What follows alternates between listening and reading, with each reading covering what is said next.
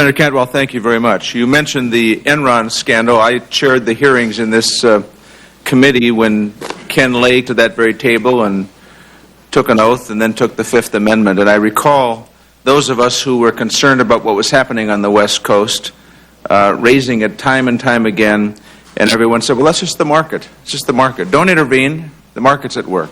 Turns out to have been a criminal enterprise, at least in part, and people were fleeced out of billions of dollars. It's time, it seems to me now, I'm not suggesting criminal enterprise with respect to the pricing of energy, but I am saying there's a lot of what I call dark money moving around here.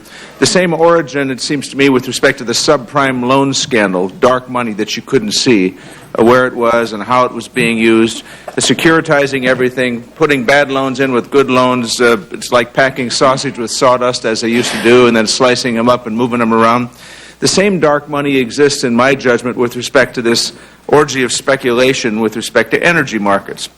Now, they say there's a free market. People talk about market forces. There's no free market here at all. You have a cartel called OPEC. It's at the front end. You've got oil companies bigger and stronger through mergers that have more muscle in the marketplace. And then you have an orgy of speculation in the futures markets. There's no free market at all. We have what I think is a speculative bubble, and the laws of bubbles is that all bubbles burst. The problem is this bubble is causing a dramatic amount of damage to our economy and to individuals. Those of us that have studied speculations and bubbles understand that when there was a speculation and bubble with respect to tulip bulbs didn't mean very much because tulip bulbs aren't essential. With respect to oil, oil is essential to our economy, and what's happening today is hurting this economy and the American people. Now, what's happened in my judgment, and I'm really anxious to hear the testimony at this hearing, what's happened in my judgment is a lot of new entrants into the futures markets. We have hedge funds that are up to their neck in futures markets. We have investment banks up to their necks in futures markets. Investment even buying oil storage capability in order to store oil for the first time and keep it off the market. We've got a lot of actions being undertaken that undermine what would normally be the forces-free market in which supply and demand would determine what the price of oil might be. I have a chart that shows the price of oil and a chart that shows the entrance of speculators. The chart showing the price of oil, which we all know. We've seen what's happened to the price of oil, and there's nothing with respect to the fundamentals that justifies where that line has moved. And second, the amount of speculation, that is percentage of oil owned by speculators, is a line that looks pretty much the same. This dark money with respect to this speculation has moved. It migrates from regulated exchanges to unregulated exchanges overseas. No one quite knows all of the facts here, except that people that drive to the gas pump understand the pain, the personal pain for them and their families. And this country understands the pain through truckers that are trying to figure out how to keep going, how to make a living, airlines who are determining whether they have to go bankrupt or not. All of these have a significant impact on our economy. And Senator Cantwell, I would just make the point that I have long felt and have spoken at length about this. There is nothing in the fundamentals that justify what has currently happened, and we should and must, through the CFTC, through the Federal Trade Commission and other devices, find a way to wring this speculation out of these markets and get back to something that reflects a price relating to the fundamentals of supply and demand. I appreciate the opportunity to make a comment.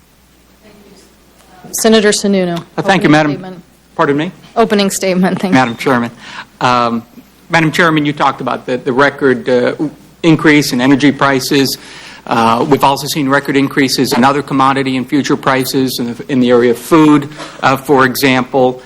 And it's absolutely essential that the regulatory bodies that we have understand what's driving this run-up in prices and work to identify any cases of market manipulation, any illegal activity that might be an underlying cause, and to fully prosecute that market manipulation and illegal activity.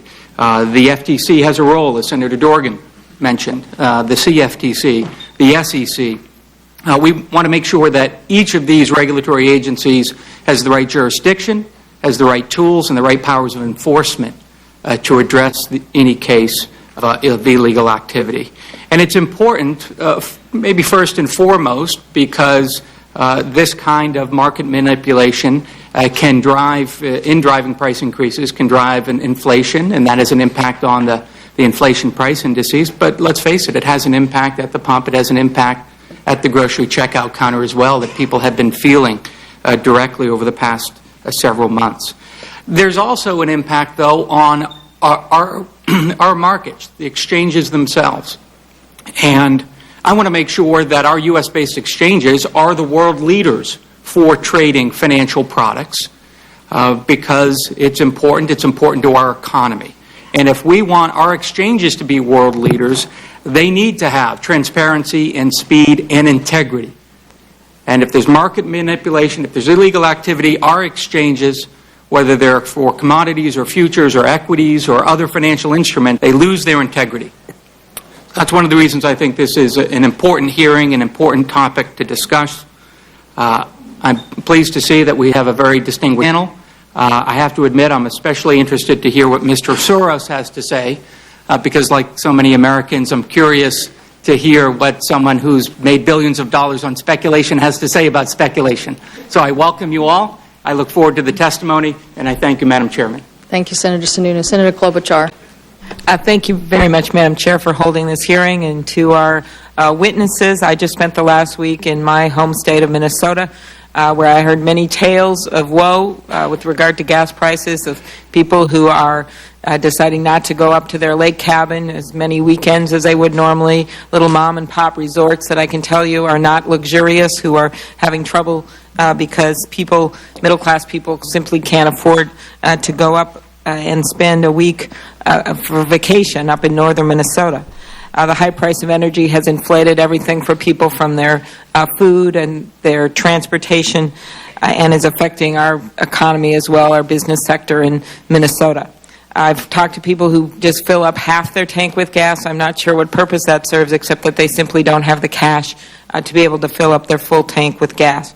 I believe in the long term we have to make significant changes in this country with a bold energy policy, and this means much more research that should have been done 10 years ago into hybrid cars, electric cars. It also means the work that needs to be done with alternative fuels as we move to the next generation of cellulosic ethanol, to look at different types of biomass that we can use, from switchgrass to prairie grass to other forms of biomass, because we simply can't continue the way we are, spending $600,000 a minute on foreign oil. In the short term, however, I'm very intrigued by the topic today, and the basis for my interest in this was, first of all, when the oil executive came and testified before Congress. I was struck by some of their statements on April 1st. It is April Fool's Day, but on April 1st, the senior vice president for Exxon said the price of oil should be about $50 to $55 per barrel. We also have a major merger going on in Minnesota with Delta and Northwest Airlines, who are very concerned about that. That's our corporate headquarters of Northwest is in Minnesota. But when those two CEOs testified in two different committees, they both pointed to the price of oil, but they also pointed to speculation as one of their concerns, and I thought that was interesting as well. So you're hearing it on all levels. As you know, the Farm Bill closed the Enron loophole. I'm hoping that that will be helpful. But I think the bottom line is, as a former prosecutor, I know you can write all the laws you want, we can come up with fancy laws, but if we don't have the enforcement of these laws, we're not going to get to where we want to go.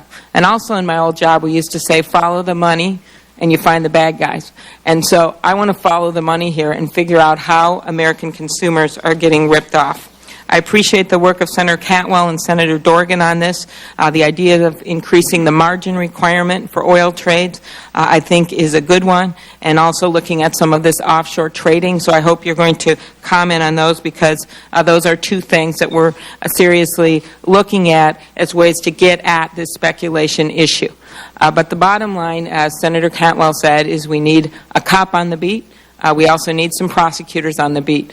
But I want to know from all of you how you think we best and quickly get at this speculation issue, because the long-term solutions are much bigger than what we're going to talk about today, but I know there's more we can do in the short term with speculation. Thank you, and I look forward to hearing your testimony. Thank you, Senator Klobuchar.